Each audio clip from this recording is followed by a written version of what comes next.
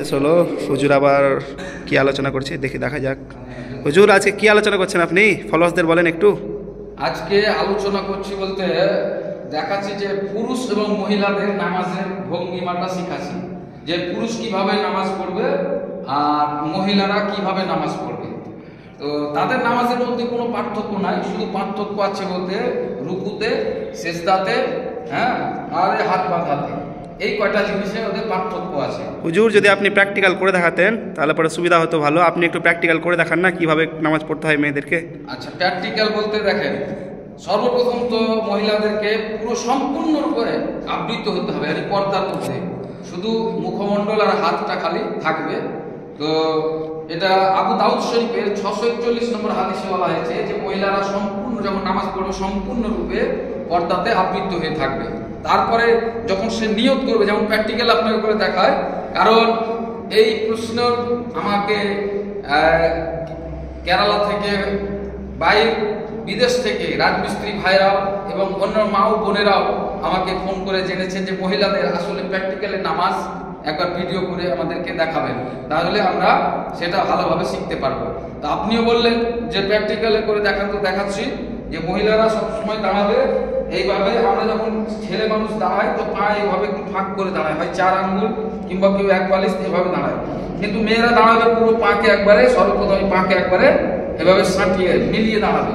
তারপরে যখন নিয়োগ করবে তো পুরুষরা দেখবেন এভাবে হাত কান পর্যন্ত নিয়ে যায়, তারপরে এভাবে নাভির নিচে হাত বাঁধে।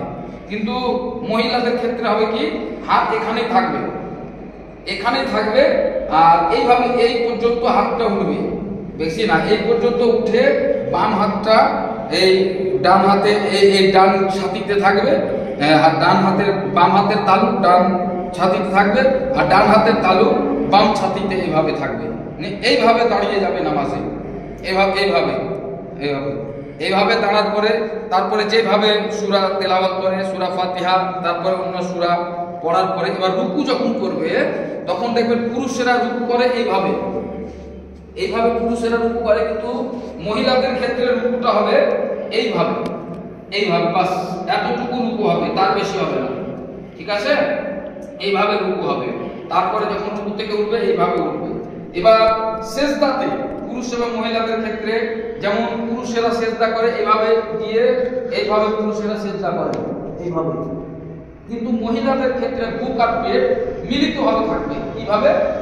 এইভাবে নামবে, এইভাবে প্রথমে এইভাবে বসবে, বসার পরে এই ডান পা, এই যে আঙ্গুল, এই যে পায়ের আঙ্গুল এই হাঁটুতে লেগে যাবে, এই পায়ের আঙ্গুলে হাঁটুতে লেগে যাবে। এই পা এভাবে না রেখে এভাবে ফেলে দেবে, এইভাবে পাটা এভাবে ফেলে দেবে, আর এই পায়ের আঙ্গুল এই হাঁটুতে লেগে যাবে। এইভাবে আগে বসবে, বসার পরে তখন যত ছোট পারা যায় তত ছোট ভাবে এইভাবে সেজদা করবে, যত ছোট হবে এইভাবে সেজদা করবে, এইভাবে।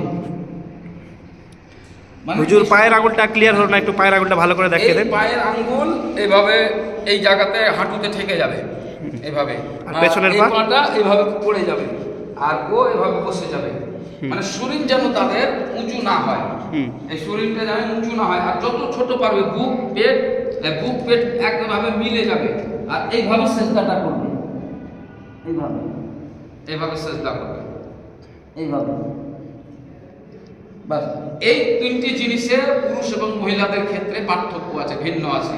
বাকি সব সূরা দোয়া যে যেমন ভাবে পড়ে, যেরকম ভাবে যেখানে আত্তাহিয়াত, তাশাহুদ, সানা লাগে সব কিছু পড়বে, একইভাবে নামাজ পড়বে, কিন্তু ভিন্ন শুধু এটাই রুকুতে হালকা রুকুতে ঝুঁকবে, তারপরে সেজদা করবে, তখন আগে এইভাবে বসে যাবে, বসে যাওয়ার পরে তখন ছোট্ট করে একটা সেজদা দিবে।